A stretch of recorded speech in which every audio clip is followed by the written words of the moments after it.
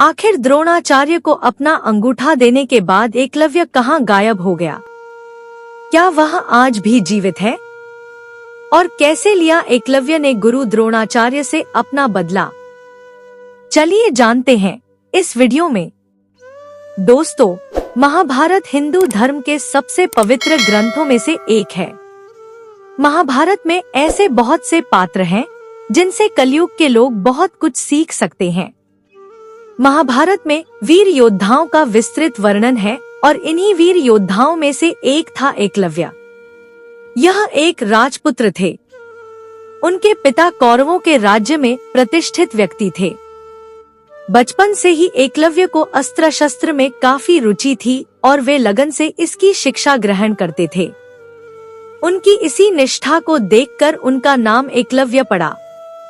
एकलव्य को महाभारत काल का एक महान और सर्वश्रेष्ठ धनुर्धर माना जाता है।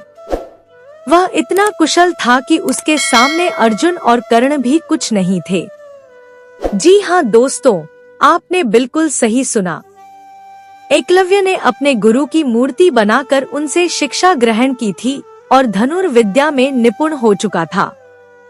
एक बार की बात है, जब द्रोणाचार्य अपने शिष्यों के साथ जंगल में गए हुए थे, तब एकलव्य को देखकर उनका कुत्ता भौंकने लगा। तभी एकलव्य ने अपने तीर से उस कुत्ते के मुंह को बंद कर दिया। यह देखकर द्रोणाचार्य अत्यंत प्रभावित हुए और समझ गए कि भविष्य में यह लड़का अर्जुन और कर्ण से भी अधिक शक्तिशाली, बल्कि संसार का सबसे श्रेष्ठ धनुर्धर बनेगा।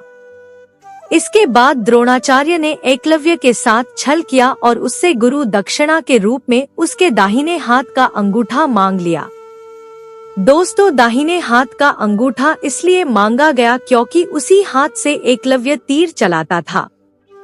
अगर अंगूठा ही नहीं रहेगा तो वह धनुर्धर कैसे रहेगा? एकलव्य ने खुशी खुशी अपने दाहिने हाथ का अंगूठा गुरु को दक्षिणा में दे दिया। एकलव्य देवश्रवा का पुत्र था। जब रुक्मणी का स्वयंवर चल रहा था, तब वह अपने पिता की जान बचाते हुए मारा गया, क्योंकि उस समय वह धनुर्विद्या में उतना निपुण नहीं था जितना पहले हुआ करता था।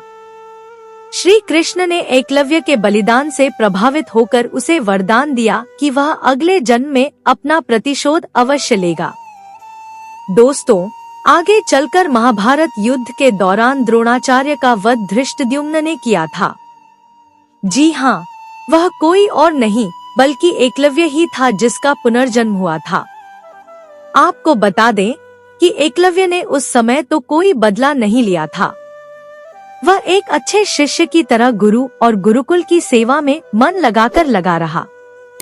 अंगूठा कट जाने के बाद भी उसने अपनी उंगलियों से धनुष साधने और चलाने का अभ्यास किया और धनुर्विद्या में फिर से कुशलता प्राप्त कर ली।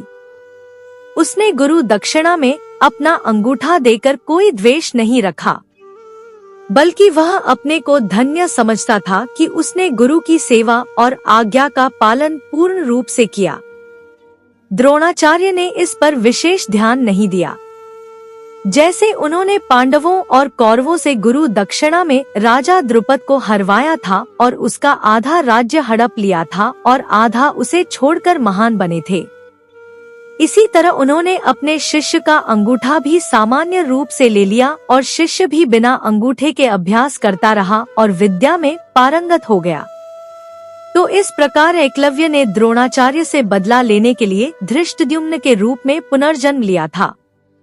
उम्मीद करती हूँ यह कहानी आप लोगों को अच्छी लगी होगी। अच्छी लगे तो लाइक करें, अपने दोस्तों के साथ शेयर करें, मेरे चैनल को सब्सक्राइब करें और कमेंट में जय श्री कृष्ण अवश्य लिखें। कहानी सुनने के लिए बहुत बहुत धन्यवाद। मिलती हूँ एक और अच्छी कहानी के साथ।